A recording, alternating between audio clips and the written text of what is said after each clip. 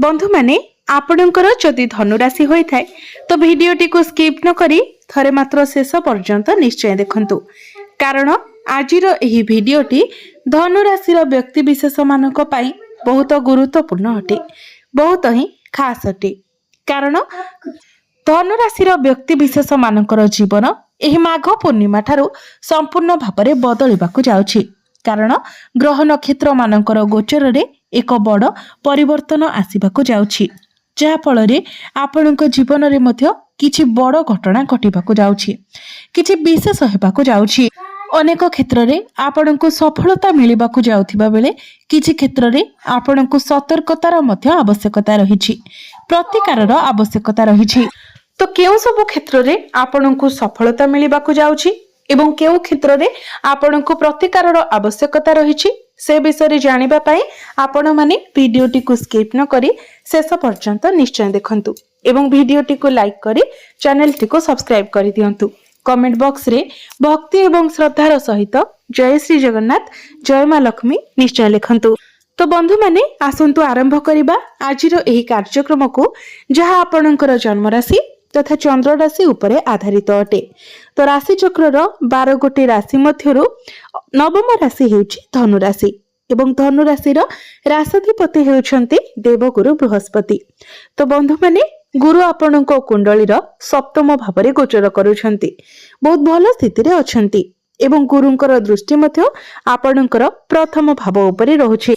तेबे बंधु माने इम्यूनिटी सिस्टम तो आपणकर ठीक ठाक रहइबो जेहेतु गुरु बहुत भल स्थिति रे अछंती, किंतु वर्तमान जेहेतु आपणकर शनि ओढ़ी चलुछि सेति पई आपण टिके ओवर थिंकिंग करि पारंती, आपण अजथा टेंशन नै पारंती, जहा फଳରେ आपणकर मुंड बिंधा भली समस्या देखा दे पारे। तेबे स्वास्थ्य रे सेमिति किछि बड़ धरणर समस्या आपणकर देखा देबो नाही, स्वास्थ्य आपणकर भल रहिबो। तेबे आपण चेष्टा करंतु ओवर थिंकिंग न करिबा पई एवं अजथा कथा को नेकी अधिक चिंता न करिबा पई। विद्यार्थी मानक कथा जदि कहिबा तो शिक्षा क्षेत्र रे आपण बहुत अधिक उन्नति एवं अग्रगति करिबा को जाउछंती। कारण आपणकर पंचम भावर अधिपति मंगल आपणकर द्वितीय भावरे उच्चस्थ अछंती। तो निश्चित भावरे शिक्षा क्षेत्र रे आपण बहुत अधिक उन्नति एवं अग्रगति करिवे। जदि एही माघ पूर्णिमा परे आपणकर किछि एग्जाम अछि, कॉम्पिटिटिव एग्जाम अछि, सरकारी स्तर रे कोनोसी परीक्षा अछि किबा डिफेंस लाइन रे किछि एग्जाम अछि, तो आपणक पई ताहा बहुत भल रहिबो। कारण आपणकर भाग्य भावर अधिपति सूर्य मध्य द्वितीय भावरे गोचर करूछंती। तो आपणकर पंचम भावर अधिपति एवं भाग्य भावर अधिपति एकत्र अछंती, जहा फଳରେ आपणकर शिक्षा क्षेत्र रे आपणको आपणक भाग्यर मध्य सपोर्ट मिलिबो। सूर्य मध्य आपणक मध्यरे कॉन्फिडेंट लेवल को बढ़ाइबे, आपणक मध्यरे एनर्जी लेवल मध्य बहुत भल रहिबो। तो एग्जाम मध्य आपणकर बहुत भल रहिबो। आपणकर प्रेम जीवन कथा जदि कहिबा तो आपणकर पार्टनर जदि आपणको किछि एडवाइस देउछंती एवं आपण ताहाको मानुछंती तो निश्चित भाबरे आपण आपणकर लाइफ रे बहुत किछि सक्सेस पाइ परिबे, बहुत किछि अचीवमेंट पाइ परिबे। कारण आपणकर पंचम भावर अधिपति बहुत भल स्थिति रे गोचर करूछंती। तो पूर्वर जदि आपणक मध्यरे ब्रेकअप हो जायतिला, कथाबार्ता बंद हो जायतिला, कोनोसी प्रकारर मिस अंडरस्टैंडिंग किबा मिस कम्युनिकेशन थिला तो से सब ठीक होई जिवो। आपणक मध्यरे कनेक्शन स्ट्रांग हेबो, बॉन्डिंग बहुत भल रहिबो।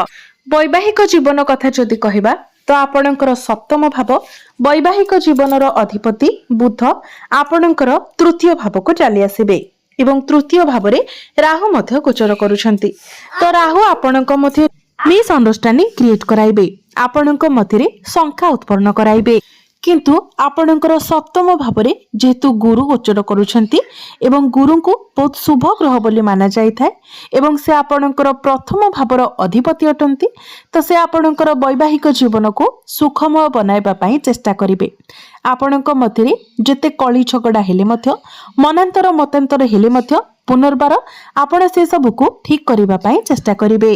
तो आमे जदि मोटा मोटी भावरे कहिबा खुजिबा तो वैवाहिक जीवन आपणकर एवरेज रहिबो, बहुत बेसी भल नुहे किबा बहुत बेसी खराब मध्य नुहे। भाग्य कथा जदि कहिबा तो भाग्य आपणकर प्रबल रहिबो। कारण आपणकर भाग्य भावर अधिपति सूर्य आपणकर द्वितीय भाव में गोचर करुछंती, धन भाव में गोचर करुछंती एवं एहा परे सूर्य आपणकर तृतीय भाव को आसीजिबे एवं तृतीय भाव में रही मध्य तेबे जेहेतु आपणकर तृतीय भाव में राहु गोचर करुछंती एवं राहु सूर्य एकत्र हेबा जोगु ग्रहण दोषर निर्माण हेबो। तो यह फल आपणक मध्य टिके कन्फ्यूजन क्रिएट हेबो, आपणक मध्य शंका उत्पन्न हेबो। आपण चिंता करिवे जे आपणक द्वारा एही काम हेबो ना नाही, से कामर रिजल्ट आपणक पई कोन रहिबो, एभली किछि प्रश्न आपणक मध्य द्वंद्वलित हेबो एवं आपण कन्फ्यूज होई पारंती। किंतु भाग्य आपणकर 80% भल रहिबो, कारण 13 फेब्रुआरी पर्यंत सूर्य आपणकर द्वितीय भाव में धन स्थान रे गोचर करिवे। गुरु जे हेउचंती भाग्यर कारक ग्रह, गुरुंकर दृष्टि मध्य आपणकर भाग्य भाव उपरे रहिबो। तो भाग्य आपणकर 80% भल रहिबो। तेणु आपण जो कार्य भी करूछंती सेही कार्य रे आपण आगको बढ़ंतु, पछको फेरंतु नाही। कोनोसी प्रकारर शंका, कोनोसी प्रकारर द्वंद्व निज मन भितरे रखंतु नाही। आपणकर क्यारियर कथा जदि कहिबा तो आपणक उपरे टिके कार्यभार अधिक रही पारे, अधिक काम प्रेशर रही पारे। एमिति होई पारे जो माने आपणक सहित कार्य करूछंती, आपणकर सहकर्मी अछंती, से माने छुट्टी रे चली जाई पारंती एवं सेमानकर काम आपणको करिबाको पड़ी पारे। एमिति भी होई पारे जे आपणकर क्यारियर रे बहुत भलो किछि मध्य घटी पारे, किछि बेटरमेंट आपणक लाइफ रे आसी पारे। आपणकर काम कार्य को नेकी आपण टिके अधिक ट्रैवल करि पारंती। साहस एवं आत्मविश्वासर सहित आपण काम गुडी को करिवे। आपणकर माइंड शार्प रहिबो, आपण निजर काम को बहुत टैलेंट रो सहित करिवे। तेबे केवल एतिकी जे आपणक उपरे कार्यभार बढ़ी पारे, आपणको अधिक कार्य करबाको पड़ी पारे। बिजनेस कथा जदि कहिबा तो बिजनेस को नेकी मध्य आपणको ट्रैवल करबाको पड़ी पारे, जहाँ आपणकर फ्यूचर को भलो बनाइबारे आपणको सहायता करिबो। अर्थात आपण जो भी ट्रैवल करिवे ताहा आपणको पई प्रॉफिटेबल रहिबो। जदि आपण ट्रांसपोर्टिंग रो काम करूछंती, स्वीट संबंधित किछि कार्य करूछंती, अर्थात मीठा खाद्य सह जड़ित किछि कार्य करूछंती, मेडिकल स्टोर आपणकर अछि, हॉस्पिटल लाइन में आपण किछि कार्य करूछंती, काउंसलिंग कंसल्टिंग रो किछि कार्य करूछंती, पब्लिक डीलिंग रो काम करूछंती, आपण किछि एजेंट अछंती, तो आपणक पई बहुत भलो रहिबो। ए सब क्षेत्र रे आपण बहुत अधिक उन्नति एवं अग्रगति करिवे। तो एबे आसंतु जानिबा किछि उपाय विषय, किछि प्रतिकार विषय जो गुड़िक करबा द्वारा आपणको अधिक मात्रा रे शुभ फल प्राप्ति हेबो एवं जहाँ सब अशुभ तो रहुछि से गुड़िक मध्य खंडन होई जिवो। तो सेति पई आपण प्रत्येक दिन मंगलंकर बीज मंत्र 108 थर जप करंतु। यह व्यतीत प्रत्येक दिन आपण सूर्यंकर बीज मंत्र मध्य 108 थर जप करंतु। प्रत्येक दिन उदित सूर्य को आपण तंबा पात्र रे जलार्घ्य अर्पण करंतु एवं प्रत्येक दिन आपण हनुमान चालीसार पाठ करंतु। निश्चित भाव में आपणको अधिक मात्रा रे शुभ फल प्राप्ति हेबो एवं जहाँ सब अशुभ तो रहुछि सेगुड़िक मध्य खंडन होई जिवो। तो बंधु माने आपणकर जीवन मंगलमय हेउ, एहा ही ईश्वरंक निकटरे मोर प्रार्थना।